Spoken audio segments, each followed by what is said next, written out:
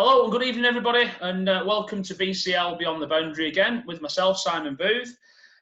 This evening, I'm very pleased to have a good friend of mine and a good friend of our families, and we've got a lot of history. David Kaye, who is currently the president at Lostock Cricket Club. Evening, David. Hello, Simon. Good evening to you. How are you doing? You okay? I'm fine, thank you. Brilliant. Thank you very much for taking a bit of time out to speak to us.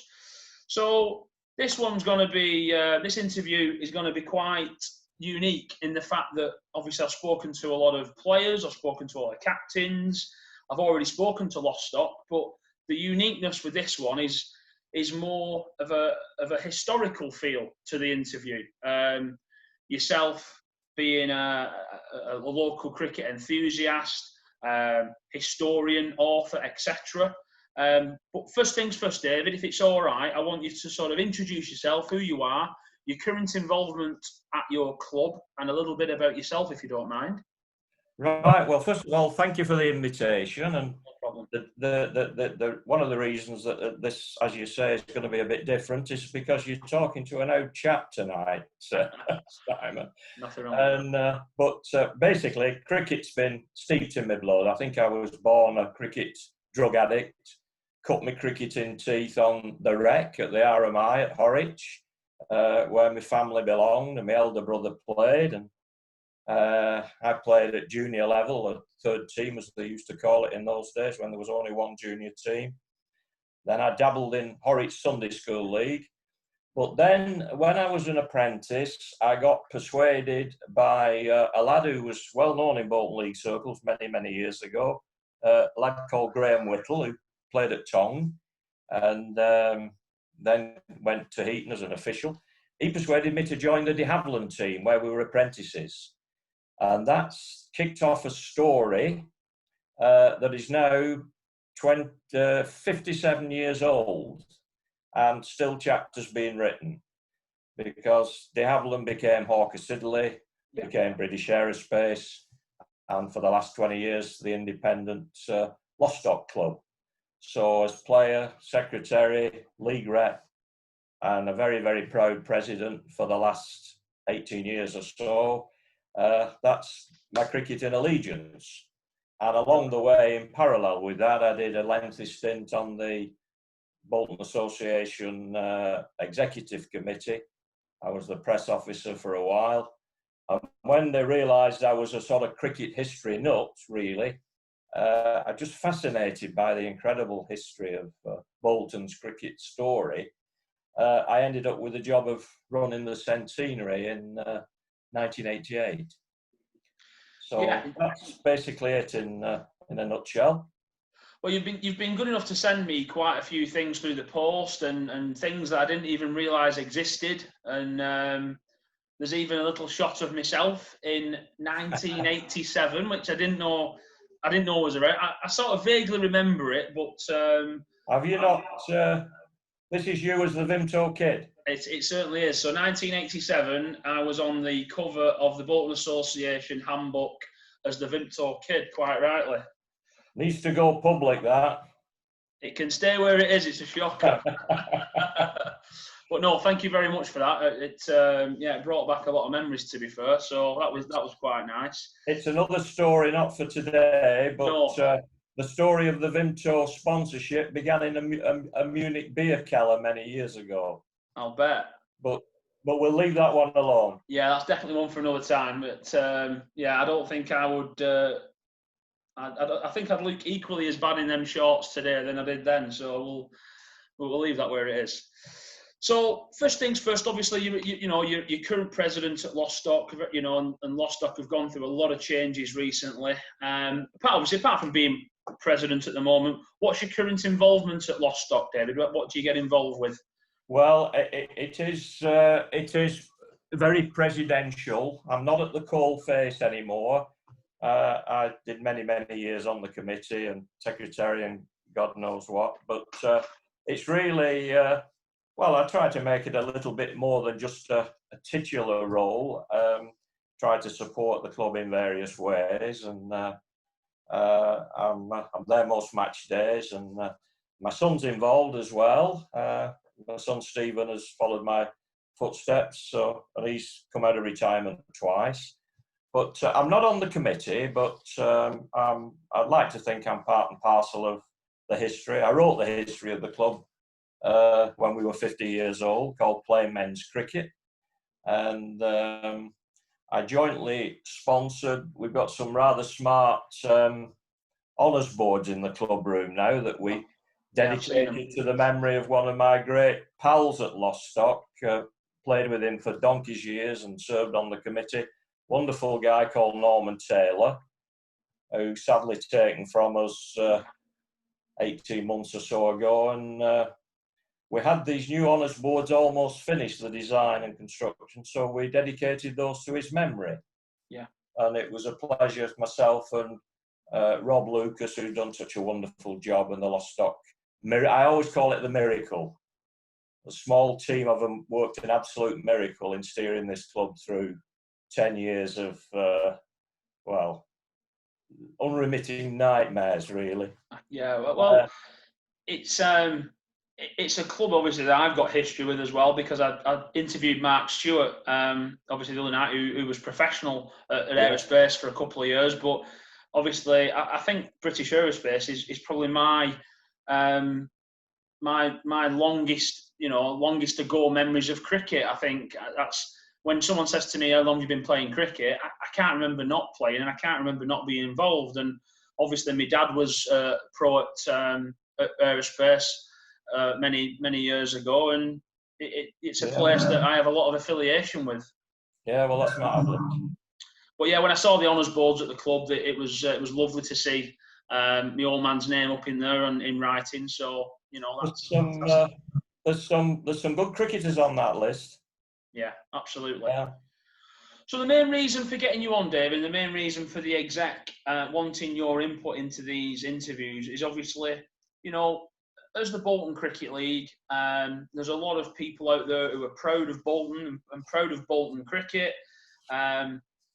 There's a few people throwing around statements about Bolton Town being, steeped in cricket history, and there's nowhere like Bolton, and all the rest of it, which is great.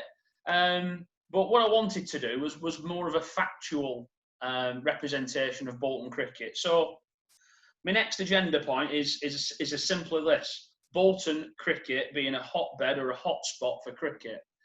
So I want you to lead us on this, if that's all right, David, with regards to, and I'm sort of alluding to some of the publications that's been written.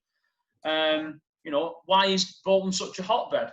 Yeah, well, going back to the centenary of the Bolton Association, the Bolton, I think a lot of people don't really realise what we've lost with the Bolton Association. It was a truly astonishing cricketing organisation for 127 seasons. And it led the field, really. It was Lancashire's first cricket league, founded in Bolton in 1888. First playing season was 1889. And in that first season, we only played cup cricket. We played the Cross Cup for the senior teams, and we played the, I've forgotten the name of the second cup now, the Junior Cup, officially it was called the Junior Cup, the Isherwood Cup for the junior teams, 30-odd junior teams. And it really took off big style, but it didn't play league cricket till the second season. And we were just pipped at the post to the Birmingham League, by the Birmingham League, who were formed about a month after us, constituted at an official meeting, but they played league cricket in the first season, 1889. And they claimed, and still claim, to be the oldest cricket team in the world. We've got a claim for saying, well, we were formed a month before you, but they could come back and say, yeah, but we played league cricket with points and a table. Yeah. So, but at best, we're the second oldest cricket. They were the second oldest cricket. And it took off, and there was a lot of innovation, and a lot of other leagues followed in the wake of the trailblazing Bolton Association, and it grew massive. In fact, it really grew too big. and it was one of the reasons that the Bolton League was formed as a breakaway, because it was considered to be too big and unwieldy. But when the centenary researches were done, we had the benefit of a wonderful collection of old handbooks, and we compiled a list of 330 clubs that had played cricket under the auspices of Bolton Association. And there's nowhere like that in the world. In the introduction to Cotton Town Cricket, which our mutual friend Roy Kavanagh wrote, yeah. I had the pleasure and privilege of writing the introduction. And I said, Bolton can compare with any hotspot in the world for cricket, whether it be Bradford, Barbados, Bombay, wherever you want. Bolton's up there with them. And what's just happened in recent months, we're going to talk about this shortly, this has just reinforced this incredible cricket scene that we're all privileged to be part of. Unique in so many ways. So I want to sort of pull you onto a couple of, books, publications, whatever you want to call them, and I sort of want you to, one of the books we're going to talk about is Born in Bolton. But the reason why that one was formed is obviously a previous book, a book that was wrote about in Reading, a book called Inside the Boundary, which is obviously a very similar ring to what we're doing now, Beyond the Boundary. Inside the Boundary. So yeah, talk me through that, David, how that was formed and why. Well, a chap that was born in Reading, a man called Jeff Wellsteed. Some of the listeners may know the name. He's become a quite well-known cricket author. He moved north with his job and he came to live on the Wirral, and he got involved in Cheshire cricket. He was a secretary for quite a long time of the Cheshire County League and a leading umpire as well. And he's a cricket researcher, and he put together this book called Inside the Boundary, and he published it in 2015. And the subtitle says 26 first-class cricketers born within the Reading town boundary. And when this book was published, in his own introduction, he actually says, "Make no mistake, no other town in the country can claim such a star-studded team." And he picks a team from these 26 first-class cricketers. Those 26 first-class cricketers included 6 England Test men. Okay. It was reviewed by a number of eminent people, and in one cricket magazine, the reviewer said, "Surely no parallel can be found within the game." So Reading was more or less being billed as the England #1 cricket hot town, hotspot town. Top trumps. Well, when this book came out, a fella that played at your club many, many, many years ago, long before you were born, but a man very well known in Lancashire cricket circles, Jeff Ogden, who was a notable at Old Trafford on the Lancashire Cricket Federation, the Lancashire Cricket Board, played at Farnworth as a young man, then went on to play at Worsley. He engaged this fellow Wellsteed in a bit of banter, and he said, "I can pick a team from Boughton to beat your lot." And thus began this project. This banter was overheard by a man, Reverend Malcolm Lorimer, who's a rather unusual combination of Methodist minister and cricket book publisher. And he's been a notable at Old Trafford, still is actually, he's the chaplain at Old Trafford to this day. He said to Jeff, "You research the Bolton first-class men and I'll publish it." So that book's been written, it's been printed, and it's been printed in another of the world's cricket hotspots, not Bolton, Bombay, or Mumbai. In this one here. That's it, Born in Bolton. That's the one. Okay. Now, it's in lockdown in a print shop in Bombay. They tell us it's printed and bound, but they can't get it shipped. It's going to be launched. We were scheduled to have a local launch of it in Bolton in April, but that's got to be deferred. But the interesting thing is, But countering the 26 first-class cricketers in Reading and the 6 England men, Jeff has come up with 38 first-class cricketers from Bolton and 12 Test men. Well, that's phenomenal, isn't it? So 38 first-class cricketers born in Bolton. Yeah. 12 Test players. Obviously, Yeah. I'm lucky. I've got the stats in front of me. Yeah. Between them, they've 94 Test caps between them. Yes. Well, the interesting thing is they're not all England Test caps. Okay. So this is what we're going to. One of those 12 Test cricketers did not play for England. And this is where we're going to set our question for our listeners. Friday night pub quiz. Right, okay. So we've got a question for all our listeners, and if anyone can tweet it into the Bolton Cricket Twitter handle or the Facebook group, then I think we'd be very interested to know if anyone knows this. So I'm going to let David be the star of the show, and I want you to pose your question to the world. Fire away. Well, here we are within the Bolton county boundary, borough boundary, the Bolton borough boundary. We've had no less than 12 international Test match players. We've actually had 13 international players, but 12 of them are Test men. Yeah. The 13th is currently a T20 and an ODI international. But of those 12 Test cricketers, 11 of them have played for England, but one has not. He played his Test cricket for another country. Who is he and who did he play for? Great question. Fantastic. All right, I'm lucky because I'm looking at the answer. But so yeah, the question is thus: there is one Test match cricketer born in the borough of Bolton but didn't play for England. Phenomenal. Yeah, if anyone knows that, if anyone wants to research it, if anyone wants to get involved, we'd love to hear from you.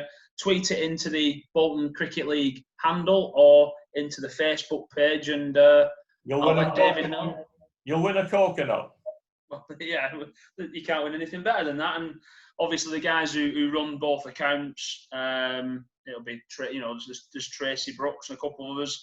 We'll keep an eye on it, and I'll be in touch, David, with some answers. That's fine.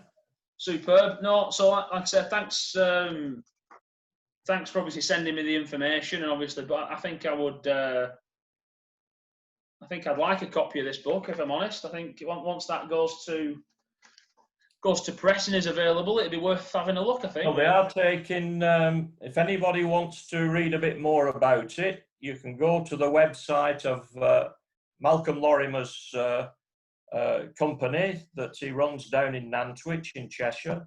It's called Max Books, M-A-X, Max Books. Yeah.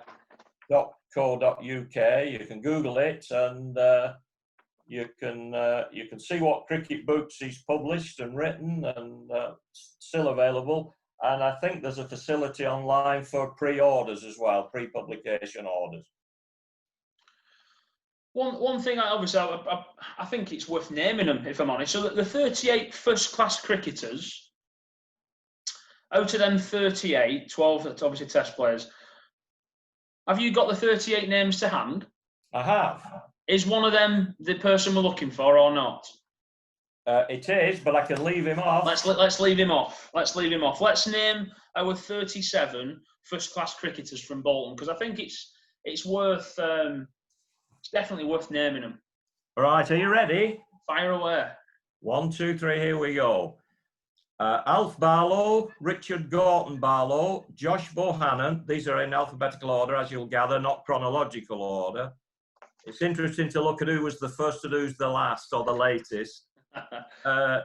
Jack Bond, Walter Brearley, Carl Brown, John Buller, Bill Farrimond, Charlie Hallows, James Hallows, Hasib Hamid, Frank Hardcastle, Walter Hardcastle, Joseph Hewitson, Jason Kerr, Joseph Kevin, Brian Cricken, Carl Cricken, Sarge Mahmood, Callum Parkinson, Matthew Parkinson, Dick Pollard, Michael Powell, John Roberts, Frank Rushton, Thomas Rushton, William Scott, Roy Tattersall, Matt Taylor, Kevin Tebay, Alan Thomas, Dick Tilsley, Frank Tyson, Mike Watkinson, George Winder, and Duncan Worsley.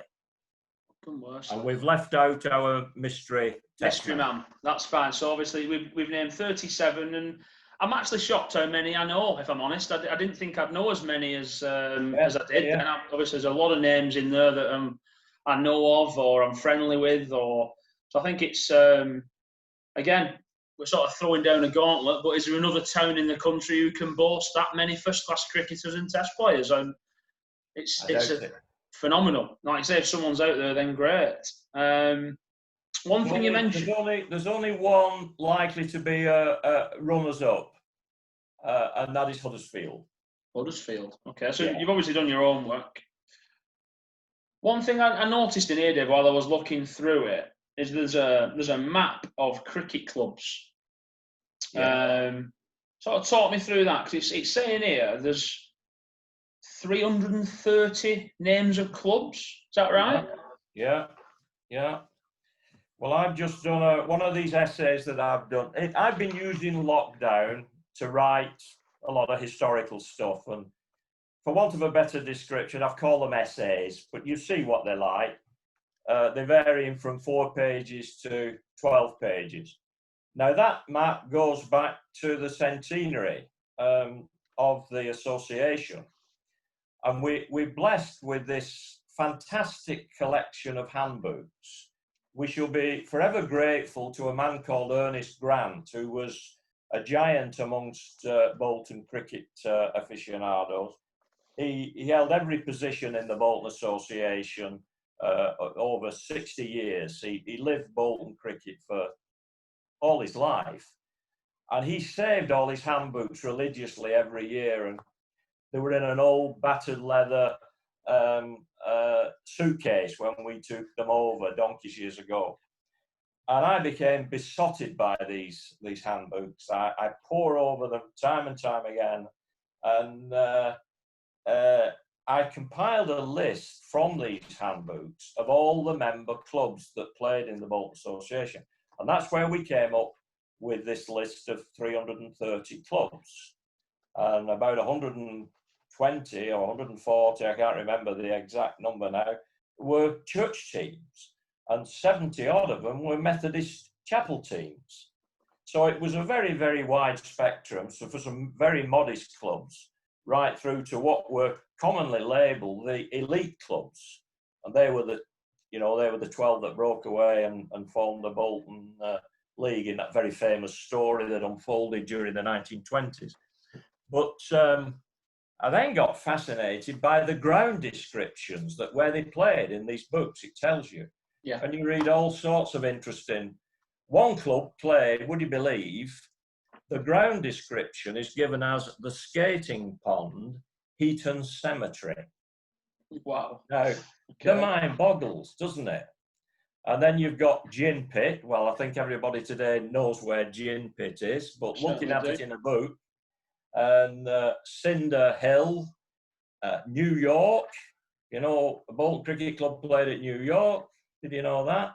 I didn't know. So you go through these books and you see all these evocative names and such a meadow and such.